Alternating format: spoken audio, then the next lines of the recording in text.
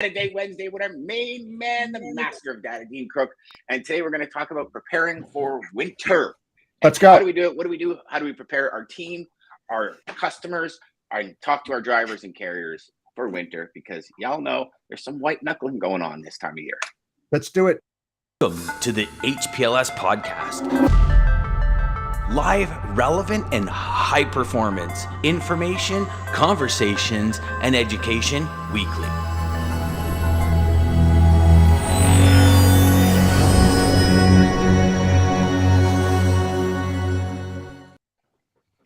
Jeff, that reminded me of, you know, those Adam Sandler movies. He always has Rob Schneider in them that goes, "You can do it. Let's do it. You can do it." That's what it reminded me of, brother. Dean, how are you, man? You're back home now. You're not traveling. Not back home. No more trips this year, which is kind of good.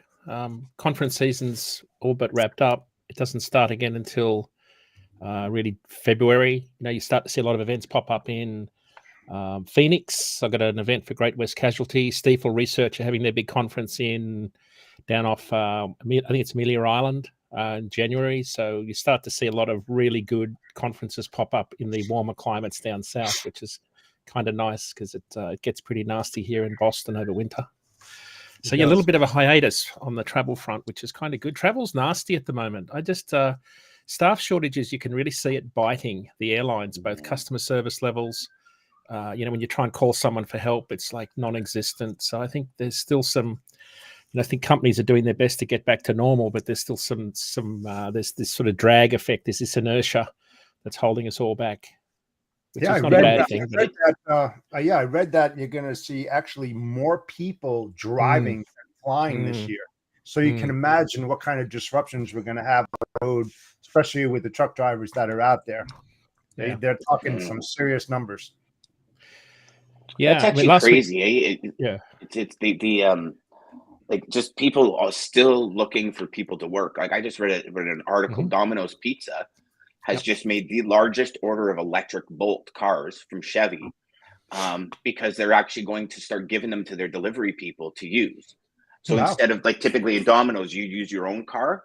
Yep. And so they're saying, no, we're going to buy it. We're going to give you an electric car to do all your deliveries with. And that's how they're attracting people to come work for them. And it was like, but I don't know. I mean, you would kind of think that this employment thing would be somewhat taken care of by this time. I mean, it's going on 3 years now. Like when you think about 2000, like the end of 2019, beginning of 2020, and we're going into 2023. Like this is crazy. And I mean, I guess it's the retooling that we talked about. And I know that has nothing to do with winter, but that was just a crazy point that I read because they're spending hundreds of millions on cars to attract employees. It's a good idea, you know. That's what Marjorie posted that got Birdseye going. Remember, she this sort of was the genesis of long haul refrigerated transport. Was they were making her and the guy, forget that guy's name, Clarence Birdseye, was here in Boston making the frozen fish with his cold plating machine, but they couldn't sell anything beyond New England. So what she did was she came in and bought his company and then said, this is Marjorie Post, son of, can't think of the guy's name, Post Cereals was the family that the guy worked in the kitchen at Kellogg's. Fascinating story. To facilitate the supermarkets to stock their frozen fish products, they bought all of the freezers and supplied all the supermarkets with the freezers for the Birdseye products to go into. And that was what really got long-haul refrigeration off the ground. And of course, that led into Thermo King developing the refrigeration unit. And here we see today long-haul refrigerated is a thing. But that's actually a good idea. There's precedent around how successful what Pizza Hut's planning to do is in terms of driving market share. I had no idea. Comes to mind that was a pretty good segue. That was a real Dean. You mastered that segue. Hey Ryan, you're usually the master of segues here. You just took it hot from you, man. You see, we went from Domino's Pizza to the start of long haul reefer trucking. That was quite a segue. But also that's also now they have units by batteries that fly on planes for pharmaceuticals and stuff as well. Like we used to do those all the time. So so they actually would put the fish in the freezer, freeze everything, and then put the freezers in the trailers and then keep them closed. And that's how they kept everything frozen while they delivered it. Is that what you mean? Initially, no, so it was initially just ice blocks, right? So wasn't, I think, 1946, can't remember the guy's name at Thermo King, built the refrigeration unit. There was a $6 bet on a golf course where the head of Thermo King said to a Werner, wasn't Clarence L. that started Werner Enterprises, they're playing golf in Minneapolis, and he said, I can't get my chickens to Chicago without them spoiling using the blocks of ice. And the guy from Thermo King said, I'll bet you $6 at the time, I can fix that in 30 days. 30 days later, they had that little tiny square reefer unit on the front of a trailer to keep the load from spoiling on that short journey from Minneapolis to Chicago. So that was really the start of it. So it was really ice blocks up until that point. And so it was a fascinating story. I wrote about it a few weeks ago. If you want to Google Thermo King and the history of refrigeration, I wrote a blog post about it about 2 months ago. I'm a bit of a geek when it comes to that stuff. I'm just fascinated by, keeping things cold, and having hauled a lot of produce in Australia. It's one of my more pet subjects, because it takes so much skill to do it properly without, freezing or. You can easily freeze a load of lettuce if you're not careful, because they want to stack that last row of cartons right up against the chute. And you got to have a fight with the grower to say, no, you're not putting that shit up there. Get it out. Otherwise, I'll ruin it. That's hilarious. Right, I mean, you could freeze it. You could freeze a head of lettuce in your fridge if you put it too close to the back of the fridge too, right? So it's easy. I had a grower one day with cantaloupe stand. He gave me, it was 100 degrees outside in the outback of Australia, and we had to load. I had to load 44 pallets of cantaloupes. We call them rock melons, in 2 trailers. It was a road train configuration of produce going to the market. So it's 100 degrees, and the cantaloupes are sitting out in the sun. And the bill said, I think it was plus 18. I can't remember what it was. And I said, you've got to be kidding. You want me to pull 70 degrees, out of this load in 8 hours? And they said, yeah, you better deliver it. You better deliver it at the right set point. And I called a mate. I had to phone a friend. And I said, Bob, how do I do this? And he said, here's what you do. You don't try and pull it all down at once. You don't drop your set point down to what the bill says. Every hour you get out and drop it 5 degrees. So you pull the hot air out gradually. And that's how I did it. I got to the markets on time and right at the set point. So yeah, lots of fun. I thought you would have taken the corners where you raised the trailer 6 inches on one side, and it would have pushed the air through a certain way through one vent and then back around the other vent as you're coming around the corners in the other. No, these are airbags. You can't do that with airbags. The springs. You got to have spring pack suspensions to do that. They'll hold nicely at about 6 inches off the ground. I love it. True story. So Dean, sorry. I know. We talked about it. Let's get into winter. Yeah, lots of big story, lots of storms. I think this week, not far from where you guys are, right here in Buffalo, we had a lot of snow down near London and Leamington. Some truckers I spoke to were talking about 5 feet of snow last week. So it was crazy. Winter came on with a flurry. Sorry to use that pun, but it caught a lot of people by surprise. And I think that's what the story is every year. It's like, how do people not think winter's coming? The problem we got this year is we've had well over 100,000 new carriers enter the market, and this is their first winter. And if you're a long haul carrier and you're running south to north, you can go from heat to cold really, really quickly. And I think a lot of guys become unprepared. It's very different than, Colorado, where from, I can't remember, it's like a 6 or 7 month period, you have to carry chains on your truck all the time. Certain states have very tight regulations around that. But invariably, you'll see guys go on loads where they're totally unprepared. And I think that's why we wrote a piece last week on preparing for winter. I think a lot of people take it far too lightly. I mean, car drivers also. So, everyone listening on this show should realize that this is just for you. It's just as much for you also. Remember, we had the Interstate 95 shutdown last year through Virginia, and we had the road was frozen. We had all those car drivers stranded in flip-flops and shorts that were driving from Florida, and they're there for 3 or 4 days. So this stuff can happen really quickly and catch everybody by surprise. So, we have a little kit in the back of our car just in case. We're probably underprepared when if I think about seriously, but we don't do a lot of long haul driving in our car. But I wrote a piece about it, and I asked a lot of carriers what we should do, like as drivers, and they started with the first thing you do is make sure you're prepared. So you're like Dan with a beanie on, and you've got your sledding gear on. I think today is that what that is? Yeah. Well, we're talking about winter, so I put my special. Just for transparency, everybody in Toronto, me and Dan are like probably hour away. It's like 10 degrees like Celsius, so it's not as hell today. So I don't know why Dan's wearing this stuff. I'm literally in t-shirt and jeans. I'm sweating bullets underneath, but I have snow outside. It's awesome. Yeah. So prepare yourself, right? So you can't fix, you can't put chains on, you can't fix flat tires, you can't strap a load down if you haven't got the right clothing. So the very first thing to do is get all that bulky clothing in place. And of course, a lot of guys don't carry that all year round. It takes up a lot of space in a tiny sleeper. What I do is I have those bags that you suck the air out with a vacuum cleaner. So you put all your winter gear in a bag, you put it in a plastic bag, you suck it all out so it's in a tiny little compartment the rest of the year. So when you need it, you're ready to go. I also have a vacuum cleaner in my sleeper cab so that I can do that at any time because I have a vacuum cleaner to clean the carpet. Most guys should have a vacuum cleaner, albeit a little tiny one. So preparing yourself is absolutely critical, right down to, you imagine if you're going skiing, that level of protection, because it gets pretty cold. Extra blankets. It's a great time of the year to sleep. You don't need to idle the truck if you've got a nice winter setup in your sleeper cab. So that's the sort of stuff that I talk about with drivers in particular, is get yourself ready. Make sure you've got plenty of food. Plenty of food that doesn't require refrigeration. Water will freeze, if you're not careful. So you've got to make sure you've got the right temp control devices, right down to things like windscreen repellent. The truck is probably the second thing. I've just put anti-gel fuel treatment in both my tanks. I put 1 liter in each tank yesterday and ran that through the filters. I've changed my filters. So what you've got to be careful of is if you get any liquid, any water in your fuel, which can happen, the water freezes, and when it freezes inside your filters, right on the side of the engine, you can't get diesel to start. It's hard to start when you get a cold start. You've got to have really good batteries. You've got to have high cold cranking amp batteries. So any cold weather will absolutely destroy batteries. Cold starts are very hard on a vehicle. So you've got to make sure you've got your fuel treated right. You can put a liquid through all your airlines. When you drain your air tanks daily, there's a lot of liquid comes out of your airlines. That freezes inside your airlines on your truck. So there's things like that you've got to watch.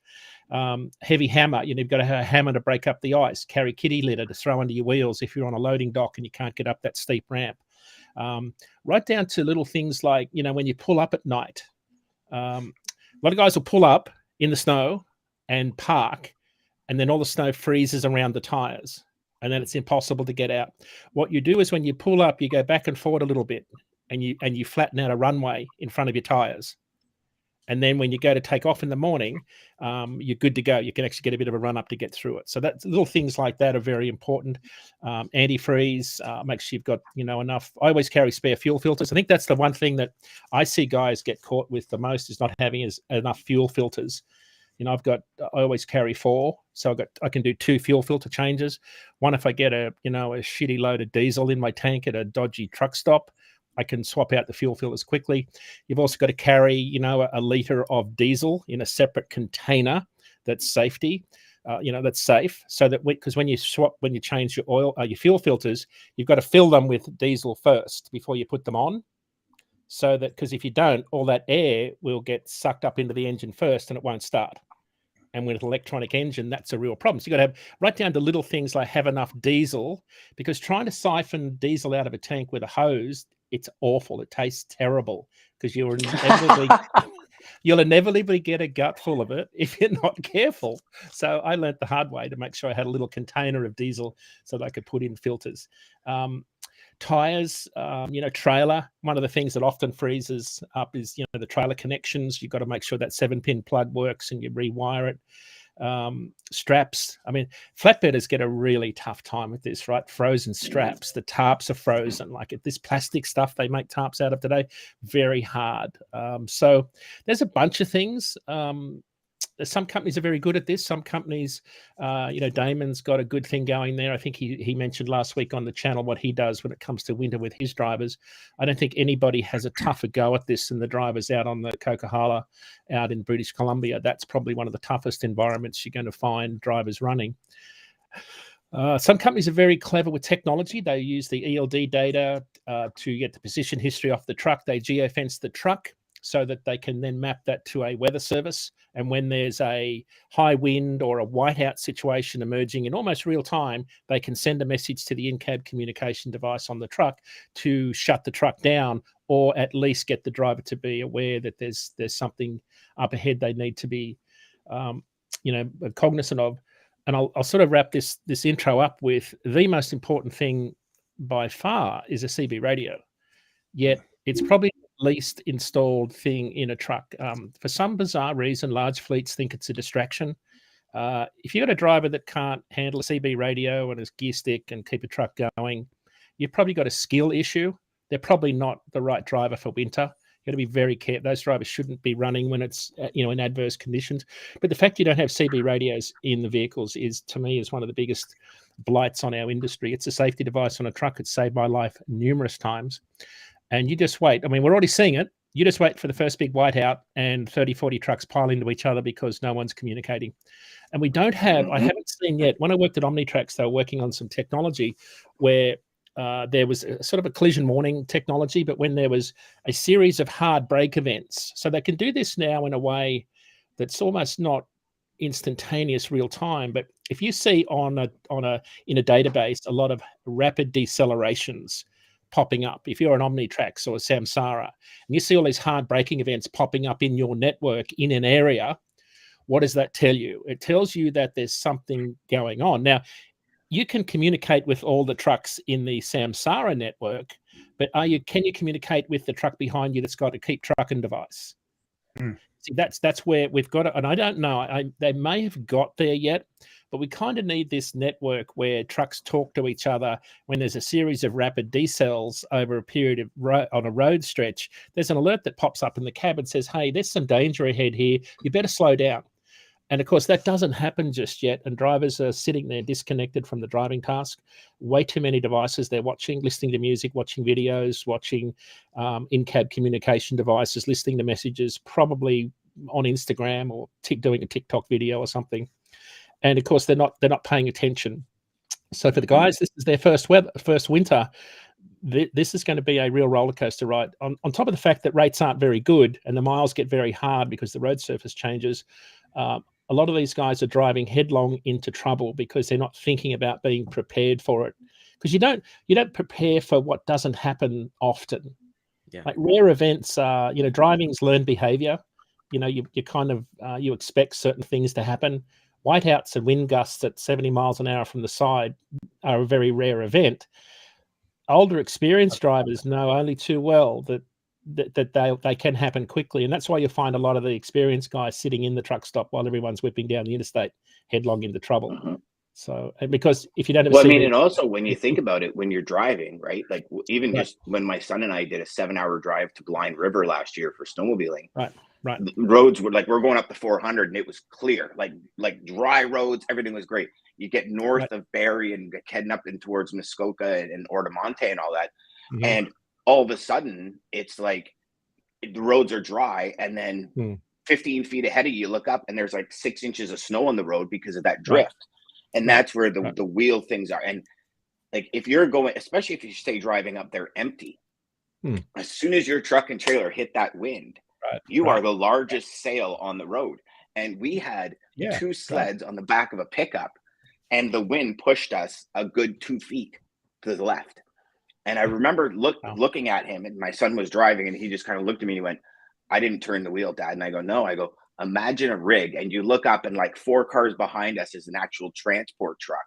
Now, he was obviously loaded because he came through with nothing. But I mean, you look at the Burlington Skyway out here just south of us.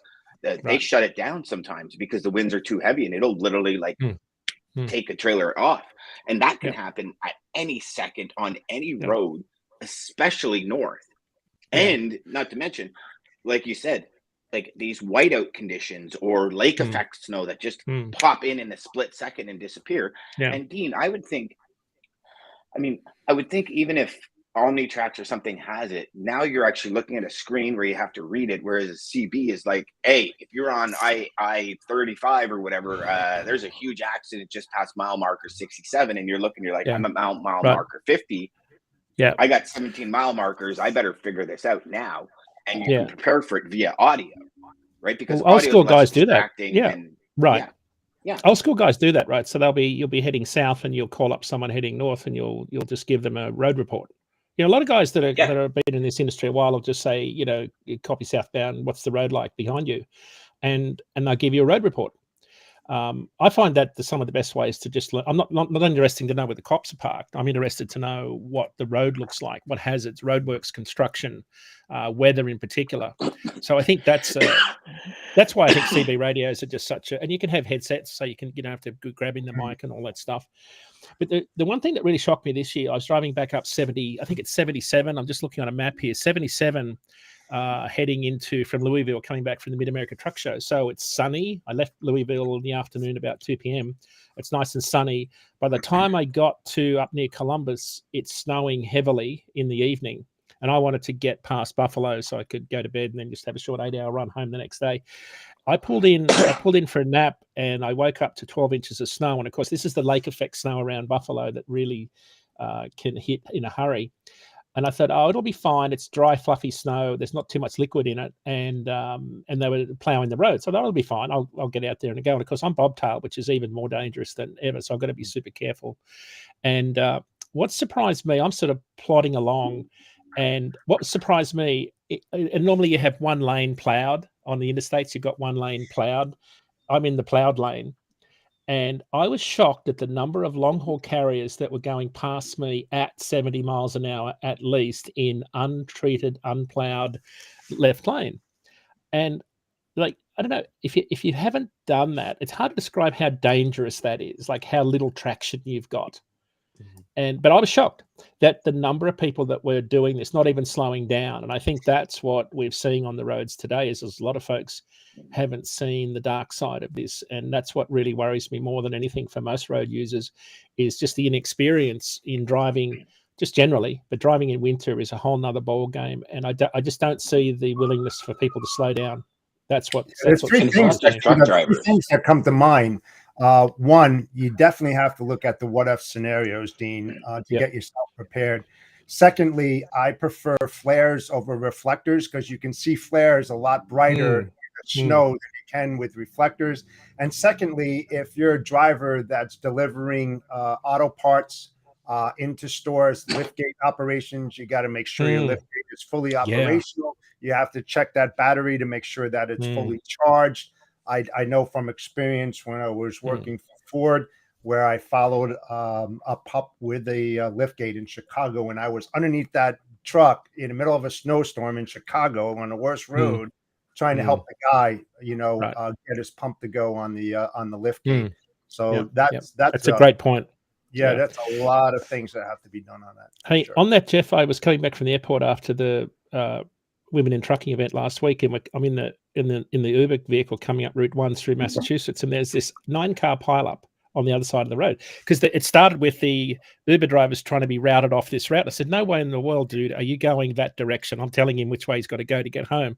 He said, "But there's something wrong," and I said, "No, there's nothing wrong on this side. It's the other side." Because everyone is reporting an accident on my side, so the app thinks it's on my side. No, it was on the other side because everyone stopped. A lift gate fell off the back of a truck. The whole lift gate unit, the lift gate and the bumper. And so it was the whole back of the truck had fallen off in the middle of a 3-lane highway, and all these cars plowed into it. How does a lift gate and the bumper that it's attached to fall off a truck? I'll tell you why. I would think that it was the maintenance shop. You think? Pacific Carrier. No, I'm saying when they did their PMs. I mean, let's face it, right, Dean? Right. You have to do your PMs like every single month. And like when I was that thing's welded, huck riveted. That thing's part of the frame on a truck. Like your truck has to be in bad shape for an entire liftgate and bumper to fall off. I'm sorry. Here's what I think. That is insane. That's like losing the back end of your pickup truck. Literally, it's what it is. You don't want to run into that. What I think happened is I bet someone's had a box truck and said, "I'm going to get into this final mile white glove special delivery space, and I'm going to weld a lift gate on the back. I think it's not a factory fit. It couldn't be for that to happen. But anyway, not a chance. No. Just getting back to winter, I mean, all of us in the capacity buying space are going to see service failures. So service failures become a really big thing. The one thing that I see happen a lot when the temperatures drop to it, and this is again anecdotal, a +7 is about where I see shippers start to add in protect from freeze into dry freight, so it doesn't freeze. I see freight rates move in markets where the temperature is cold, like when you start to get really low temperatures during the transit of a trip. Protect from freeze comes in. So sometimes you see reefer capacity, which is counterintuitive. Refrigerator capacity gets tight as it gets colder, but it's to keep freight warmer rather than freight that has a propensity to freeze, like some liquids in particular. So lots happening in the freight market there on that front. Last week we saw when that big storm came through California and into the Dakotas, right through the Dakotas, rates went up about 12 cents a mile for dry vans because capacity tightened. When you can run less miles, you see, you've got less capacity. Obviously, it's a similar effect to what we see with hurricanes. So that's sort of what we've got to look forward to. I think there's not enough information gets out there to carriers. I don't know a lot of carriers talk about, preparing for winter. I'd love to hear Damon's take on this if he's on today about how he prepares his drivers for winter. I know he says the change in winter training. And then he says, we actually use both Samsara and Omnitrax. With Samsara's dash cams, we can see right in front of the driver's windshield to see what's happening right in front of them, which is actually super cool. I know Daman has huge training for his drivers. Like I've got a buddy that does long haul, and he says, Dan, you would be blown away. January, we get pulled over on the side by state troopers, and they say chains on now. And he goes, and guys get out in socks and flip flops. And he goes, and I look at them and go, do you have winter boots? And the guy's like, no, man, he's in a sweater and he's freezing. And my buddy Andrew's like, it's January. It's January, and there's a flip side to all of this, right? You have regular drivers, the four-wheelers out there. I don't know about you guys, but we've been hit now 2 weeks in a row. Just on the weekend, I had a guy show up to buy my winter tires for my old car. And he shows up and his tires are as bald, as flat as my desk. And I looked at him and I said, and he says, yeah, I think it's time for tires. I said, you think? I said, dude, you're running slicks. There's 3 inches of snow on the ground. I said, how did you even get up my road? He goes, oh, it took me a while. And I'm looking at him and I'm like, he says, I said, we need to change those. So he literally came to my house and we ended up changing his tires on my driveway. Because I physically couldn't let the guy leave. Like he was going to kill himself. But not only that, who is he going to kill on the way of killing? You know what I mean? Like it's that chain reaction, right? And we see it all the time. Ryan and I mean, where you guys are, I guess it happens too. But like the 401 series highway, the 400 series highways, the infrastructure is decades behind. Right. And when there's a snowfall, what is it, Ryan? Like 97% more accidents. It goes from like 3 accidents to like 400 accidents in a morning going to work. It's like everybody just forgets how to drive and they're so unprepared. Like even now, my daughter needs two winter tires, right? They're good, but we want them better. You're calling place and they're like, oh yeah, end of December before we can put them on. And all of this, and even for us, all of this should have happened 30 days ago. Right. Because now when these blitzes happen, you're prepared, right? As opposed to, oh my God, like now what am I going to do? And I mean, I remember when I was working in the city, every first snowfall, I would never go to work. I would always work from home because I said, why am I going to sit in traffic for 3 hours? Because the 10 idiots up front that cause a 15-car pileup have bald summer tires or those low-profile sports tires on their BMWs that are rear-wheel drive, where as soon as they hit the gas, they start doing 360s down the highway when there's an inch of snow on the ground, right? So Daman makes a good point about training. Training. Yeah, I remember doing some work with drivers for winter. Yeah, I was with Dan Einwechter at Challenger Motor Freight a few years ago, and they start in October. They bring all their drivers in through a training course and make sure they're prepared. I don't know how much emphasis is placed on the personal side of it, in terms of the clothing aspect. I know a lot of focus is on driving techniques and equipment. Generally, I'm not so much worried about fleets like, the larger fleets. I think fleets like Daman's, they've got a really good program. They've got a system in place. It's more the small fleet owner operator that just doesn't have any systems or procedures. That's the bulk of the trucks in the industry, right? Between 1 and 10 trucks. And that's where most of the growth has been. So that's why I think it's, there's certain truck companies out on the highway I just steer clear of. Like if I see one of them, I back right off. I just know there's no training in place, that it's just a recipe for disaster.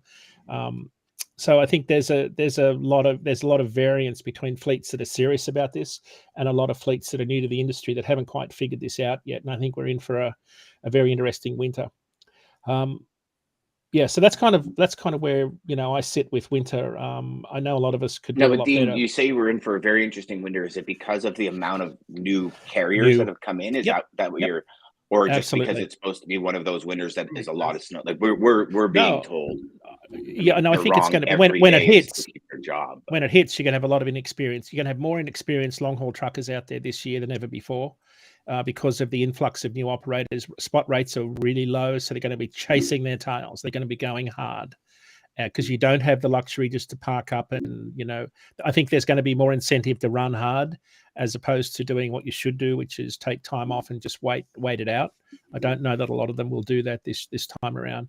I mean, ELDs make it hard to catch up because you'll run out of hours really quickly in cold weather. So a lot of guys are going to want to keep running when they should stop. So, with paper logs, you could always just, park and catch up later. That's why we saw the polar vortex have such a big impact. It was the first major storm since ELDs came in, and we saw about 10% of capacity just vanish from the industry in a week. Because when you shut down interstates like I-40, you'll have a profound impact on capacity. We haven't seen anything like that since. We've still got way too much capacity in the market. That's why, people say, well, what's the freight market look like? For the first time ever, one of the data points we shared on the show this week was on our show yesterday. Reefer rates normally go up between January 1, and we covered a bit of this last week, but we've got another week's worth of data. Between November 1 and today, rates normally go up about 13 cents a mile in refrigerated. They've been flat this year. So no change. Normally up 13 over the last 6 years, flat for the first 3 weeks. So it's a combination of, demand is probably not as robust as it normally is for things like Christmas trees and turkeys, but it's the oversupplied market that's keeping rates down. So the oversupplied market is having more impact on spot rates and rates in general than it is. And that's why all of this talk about a railroad strike, if it happened, it would be cataclysmic. So it would be a really big deal. But a lot of people talk about, well, what happens if shippers start to push freight to the road if they don't want to ship it on the rails? When that happened last time in September, the contract market absorbed all that capacity. So part of the reason you're not seeing spot rates move up at the moment is the contract market's absorbing all of that extra demand for freight that's moving right now. The big carriers have still got capacity, generally when you look at it at a national level. So we've got an oversupplied market heading into a very, very grim first quarter next year. So tough times ahead for everybody. Let me ask you something, Dean. With the rail strike that may happen in December, right. I saw some news that it could affect or will affect the OTR drivers picking up that slack. What kind of impact do you think we're going to see if that does occur? If they do have a stoppage, I think it could be one of those polar vortex level market corrections. If a strike did happen, right? So it'd be a bit like if the West Coast port workers went on strike, right? So that would be one of those market changing events. So I think it will have a serious impact on the market if that happened. The probability of it happening, I think, is pretty low, even though labor relations have never been as bad, and people are for the first time ever saying that there's a strong chance a strike could happen. I suspect you might see what we saw with the ILWU in Oakland this week, where they red tagged some equipment, so the port had to shut down for a day. That's not a strike, but slowed things down and stopped the port working. So I think you could see a lot of that going on. I don't know how the railroad network's a little bit different, but if they did have a strike, Jeff, that would be unbelievable because half of the rail network is intermodal. Yes. And it's, that freight's still got to move. So that would be, for truckload carriers, it would be a good thing for them. They'd see a lot of benefit from that. I just think from a general economic perspective, that wouldn't be very helpful to anybody if the well, it would also, I mean, you got to think 90% of those containers will probably have to be de-stuffed, palletized, and then put on trucked in order to get where they need to go. Well, yeah, I mean, even if you look like, if you have anything delivering Wisconsin, it's going to rail into Chicago. No matter what port it goes into, it's going to rail into Chicago. If that's not there, so say it goes into Savannah, now you got to truck that to Wisconsin, but you're not trucking the container because now your demurrage costs and your container demurrage is going to be astronomical. Yep. So you're transloading it, you're de-stuffing, you're palletizing, and as it is, warehouses are oversaturated. So where are they going to come up with times to do that? So now you're going to have port delays, port congestion. I mean, it's all going to start stacking up, right? It's perfect. I mean, it's rock in a pond, and the ripples do hit the shore. And no matter what size rock you throw in a pond, you change the outcome of the shore. Change the dynamics. 100%. Number of the day, talking about ports, the number of the day is 0. In LA? The number of ships waiting at anchor is 0. How long has it been since that's been 0? Gosh, that was it's probably which port is this? 2.5 years. Los Angeles, Long Beach, off in San Pedro. 2.5 years. I was going to ask you, about the rates, because I've seen the rates drop immensely coming out of Southern California going east. And that has to have a huge impact. The impact is because of the lack of freight that's coming in there. And I read that LALB was ranked number 1 on the imports, and I was like, who wrote this? Because I mean, New York, New Jersey been number 1 now, the number 1 port, and I was like, I don't know where they got the information. I'm not going to throw them out there, but I was like, that's not true. So Jeff, remember one of the data points we talked a lot about on the show here was Los Angeles, Phoenix. Remember we talked about at the peak of the port disruption. There was a lot of freight was trying to find warehouses in nearby warehouse markets. Phoenix was one of them. A lot of warehouse space there. So if I look at spot rates today on our 7-day rolling average, these are dry van rates excluding fuel. At the peak of port congestion this time in November last year, they were $4.80 a mile. That's excluding fuel. If I add fuel back in, I'm at $5.21 a mile for 372 miles. I'm running that all day and running back empty. I'm going back and forward.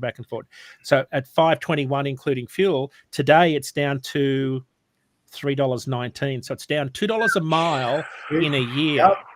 Yep. So now if I look at Dallas, I could look at Dallas and Seattle. Dallas is another one where a lot of retail freight trying to find a home. Yep. Yeah. So Dallas is down to $2 a mile from, this is including fuel, $4 a mile. Damn. So those 2 lanes where a lot of retail freight this is why the West Coast has had such a, capacity's been such a problem. Oh yeah.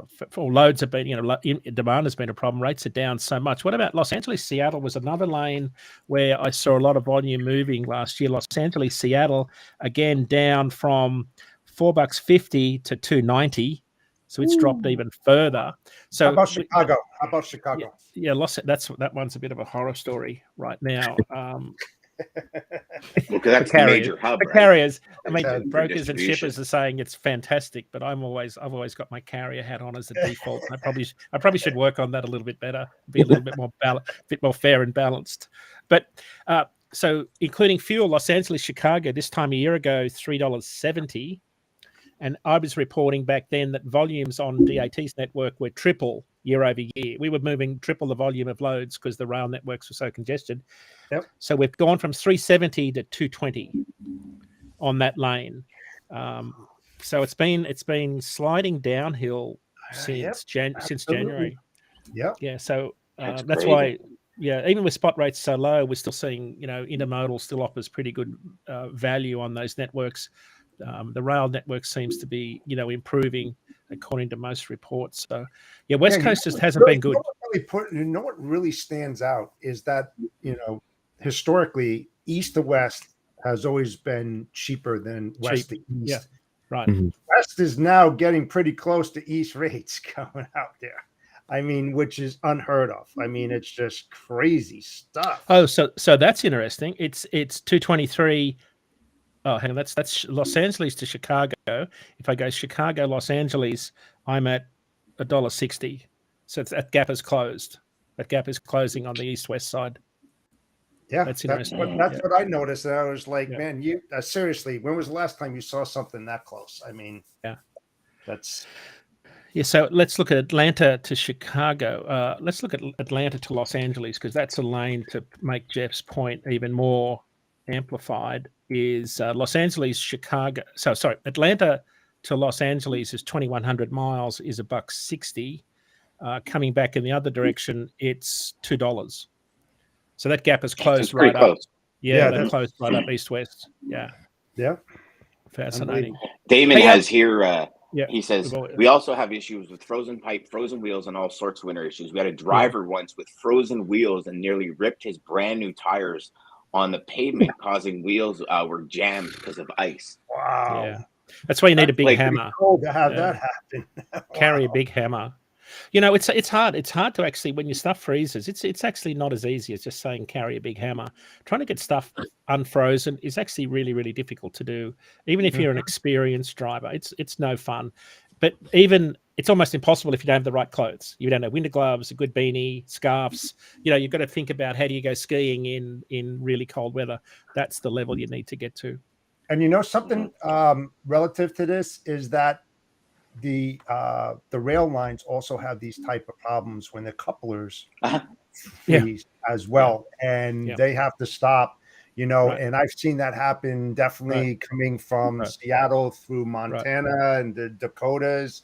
That's happened to me a couple of times years ago, and they're on HOS rules and regulations too. Those engineers, you know, they can only be on the clock so many hours, so it's just like OTR, and they have similar problems, but not exactly the same type of problems. So. You guys got to see this. Yeah. So Daman says, yes, clothing too. I was giggling, and I'm sorry, Jeff, you were in the middle of talking, and I literally almost burst out laughing. It says, we have drivers left behind because they were on a bathroom break, and the other team driver thought he was sleeping in the back. So stuff happens. Preparation is everything. Imagine that. You're like, because I mean, how many of in the wintertime, right? If you're going shopping or you're doing something, you just kind of put on a sweater. And you have sneakers on, you run into the car instead of having the full winter coat. You go to the bathroom, you come out and the truck's gone, right? Imagine that. That would be hilarious. Well, I mean, not for the person that comes out of the bathroom. No. Well, the dark side of my personality would say, you know, I probably didn't like that driver, so I'm going to leave him behind. Now you got to say you got a strong single, you know, like they always kind of say. Yeah. Super single, Ryan. The super singles. Remember that? Guys, I want to ask you guys. I want to get your guys' opinion on this because, we've been talking a lot about carrier, and for me, it's really cool to know these things because it's great to have this conversation. But I want to talk from a sales rep or broker that's more applicable to me in terms of we're having all these issues coming in wintertime.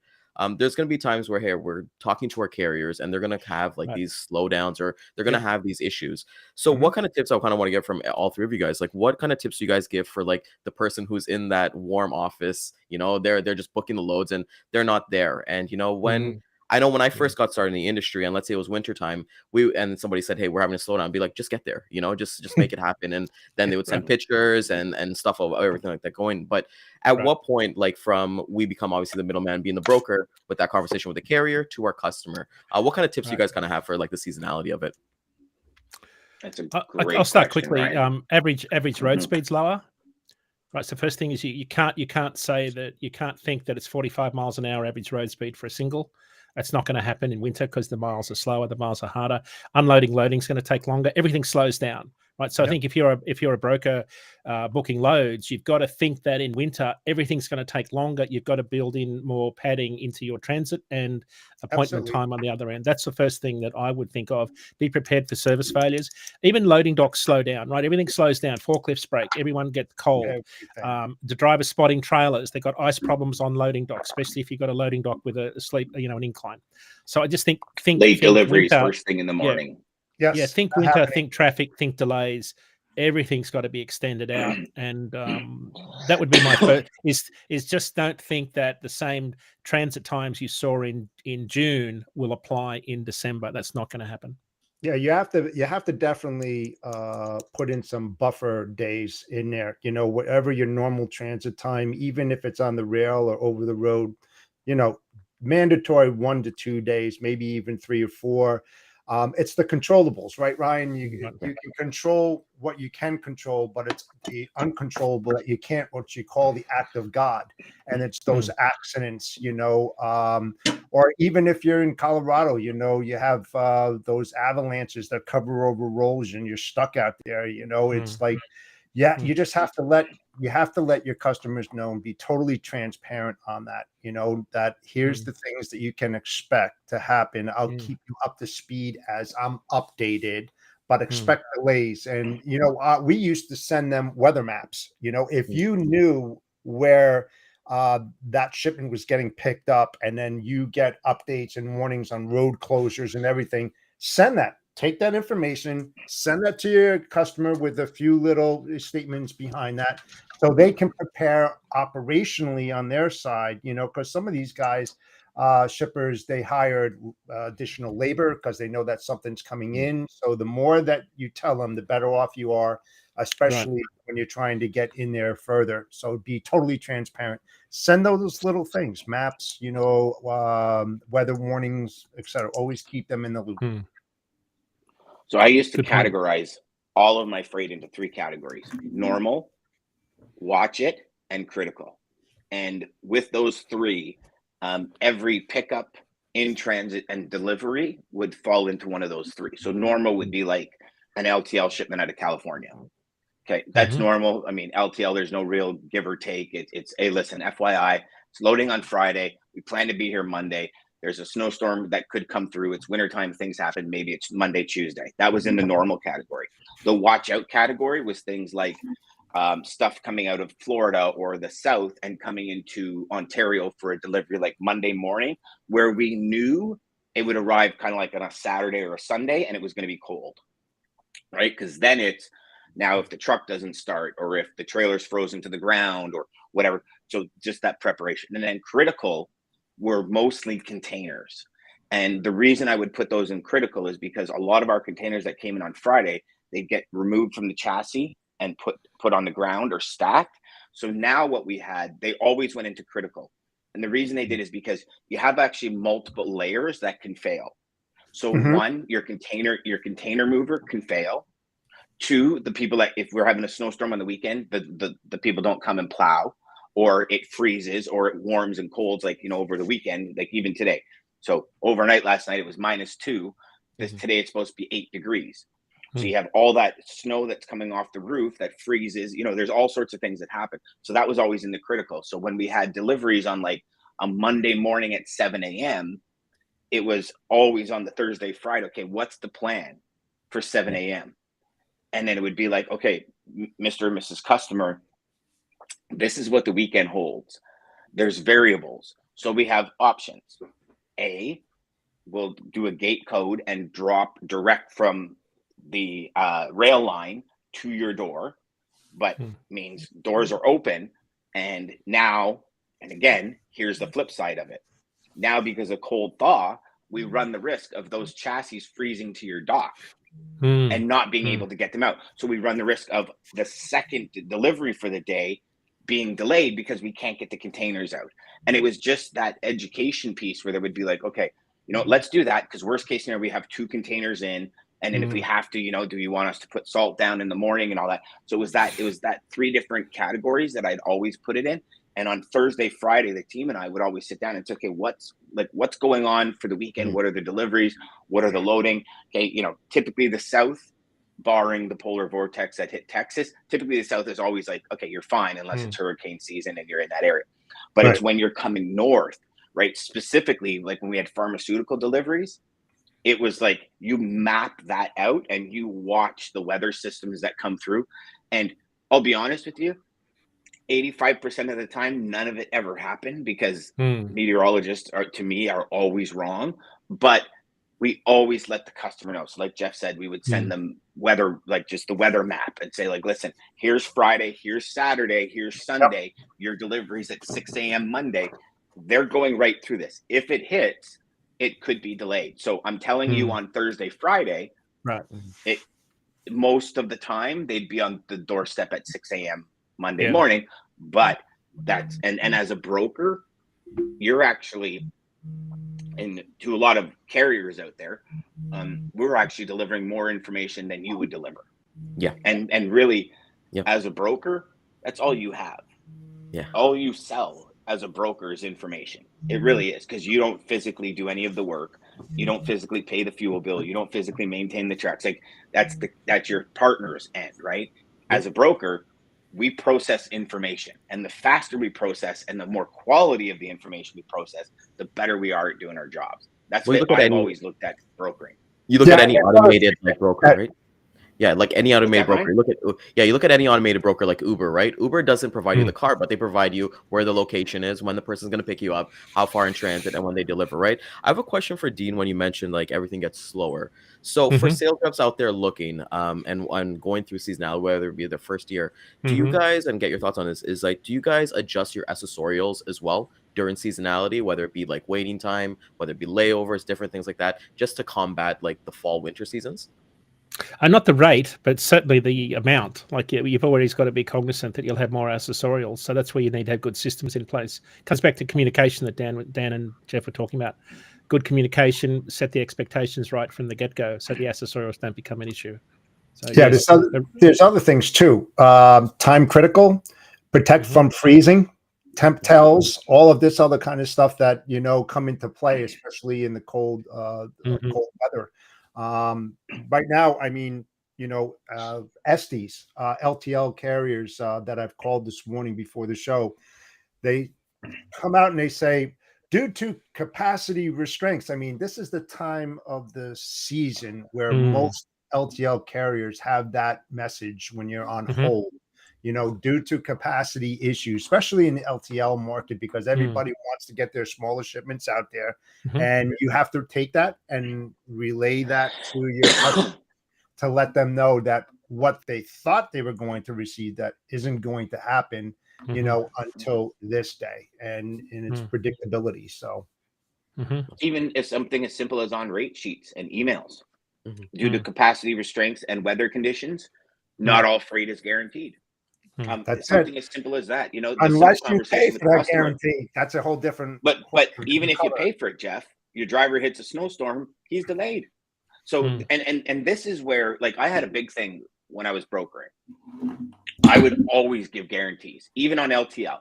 Yep. And it helped me secure a lot of high value clients, because I would say, if it's past this point, you get it for free. And people say, but it's LTL. And I say, yeah, but if you're using like a Polaris that's always next day New Jersey, and you put it for 2 days, you're pretty much safe. And 99.9% of the time, I can always make it happen. So it was, I would always put guarantees. So at this time of year, I would always say, I can't guarantee this one. And like, well, why? But I want. And I would say, because it's at that point in the season where the drivers are not necessarily fully prepared to drive the whole way in snow, and it can happen at a split second. So if a highway gets shut down, and the state troopers are saying no, I mean, so Ryan, Highway 10 north of me, they have gates that literally they will, when it's bad, they will literally close the gates and it's shut down. So if you have to take Highway 10 into Alliston, you're not getting there. You have to go around. Now, if that go around is 30, 40 minutes delayed, and you're already late leaving the yard because your trailer was like, there's all these variables that come into play. So I would cancel those guarantees until, because it's a phase, right? Everybody gets used to winter come January. Then we forget about it in the summertime, and then all of a sudden we get used to it again. It's like it's kind of like the cold, right? For all of us that live up in the north where it's cold, is in -3 in April and May, you're out in shorts and a t-shirt because you're used to -30, and you're like, -3, man, it's like summertime. I'm gonna go suntan. Now -3, I got a toque on, I got mitts that have the string from one to the other so I don't lose one. I have big socks, I have boots and everything, because our bodies just haven't adapted to that weather change yet. Right. So it's the same thing in freight. We adapt to it midwinter. Drivers are more used to it, or they're maybe more comfortable with it, is a better term than used to it. That's my reply to that. But I do want to get to Lisa. Yeah, Lisa's question, because I think it's awesome. Yeah. Question about shipping liquid carbonated beverages. Would you guys say it's a must for a shipper to use a reefer carrier? So I think I've done liquid. I've done some of these things like in cans. I've done like iced tea. I've done green tea and all those things. And I've done from California to Toronto. And for us, a big thing for us was protect from freeze. Having those blankets on, that was the big one. We necessarily didn't need a reefer carrier. There's definitely costs associated with it between going a dry van and a reefer, but it depends on your factors, where you're going to and from, and if it's LTL, because some LTL carriers, they don't do protect from freeze. But if you look at like a YRC, they would, but who really knows, right? At that point. But I'd love to get your guys' thoughts. Well, and it's delivery, right, Ryan? Yeah. And it's delivery. So if you're coming from California and it's scheduled to arrive on a Friday night, you better figure that out, because by Sunday, because a lot of the times with liquids, it's that movement that keeps it from freezing. Right. Yes. So you start in California and it's warm all the way up until you kind of enter that Ohio range, maybe into that Kentucky, Ohio range. And then it starts to get cold, but the truck's still doing this and the liquid's still moving. As soon as the liquid stops for 24, 48 hours, that's when you have the opportunity to freeze. So if you're arriving on like a Friday night and the shipper don't want to receive it till a Monday, there better be some plan to make sure that doesn't freeze, because most carriers, drivers drop it in the yard, they go home, it's their Friday night, they want to get home, and there's like, so what's that alternative plan or that ulterior kind of movement for that? Does the shipper stay open? A lot of the times I've requested shippers stay open until 8, 9 o'clock at night, and I'll say, listen, like, I'll even come to your facility if they were in Ontario and I'll help you unload it. It's just I don't want it sitting over the trailer in minus 20 degrees, because I've had like stuff that they say doesn't freeze, right? Like paint, like specific auto paint that's like you know, like the heavy duty ones where you gotta, like, literally wear the masks. It's like it's not supposed to freeze, and it's frozen. And it's you know, I mean, we had check this out, we had a truckload of Sunlight detergent freeze. That's and it's not supposed to, but it goes to show you how much water is actually in there as opposed to detergent these days, right? But the entire load froze. Nothing broke, but it froze, so it's no good anymore. So to answer Lisa's point, customer never said protect from freeze, because it's never frozen on them before. So instead of spending the money, they just said put it in dry van, drive it across country. We were out in BC. There was a huge, like, crazy cold spell. And it froze the entire load of, it was actually Arctic Blast or whatever it is, that the detergent. So the other extension of what Lisa's talking about is if you've got a full load, for example, the trailer's going to sit for at least 10 hours if it's a solo driver. It's going to sit if it's a longer length of haul. So the factor would be single or team. And if it's a single length of haul, if it's more than like 400 miles, good chance it's going to sit for 10 hours overnight. So length of haul comes into it, single versus team, and then you get to Dan's point about it sitting and freezing. I think the reefer units can hold a set point really easily, even if the ambient is freezing outside. They can hold plus 30, you know, without any problem. If that's Fahrenheit. So that would be the other thing I'd add to that. And you got to make sure those reefers are gassed up. Well, again, coming back to winter, that's where the problem comes when you have those reefers that have to maintain a certain degree, and you get stuck in a snowstorm and you're out there for 12, 14 hours not moving. That's another issue. There you go. That's another issue. Daman brings up a very, very good point that I don't think we talked about. Is it's hard to train new drivers, and it's their favorite time of year to go on vacation, compounded with winter conditions and delays. Hence, we always tell customers to book ahead of time and secure capacity. So here's one thing that we didn't talk about. A lot of drivers go away for like a month in the winter. And I know a lot of companies, specifically a lot of Indian companies that have Indian drivers, because they go to India for a month, and they leave. And I remember specifically one company I was using, man, they probably 30, 40% of their capacity dried up, like what seemed like overnight. And we weren't prepared for it. And our customer lost their marbles because they were a dray carrier. We had over like 3,000 containers that came into port for this customer. And overnight, they lost like 30% of their drivers. And we were like, what do you mean? They're like, well, I mean, most of them were Indian, and they went home. They went home to see their families for a month. And we had no idea that it was going to happen. Like there was no communication beforehand, and now you're sitting there trying to gain 30% more capacity because of vacation. And I actually think this year, more than any other year, drivers are finally going to take a lot of time off during the holidays.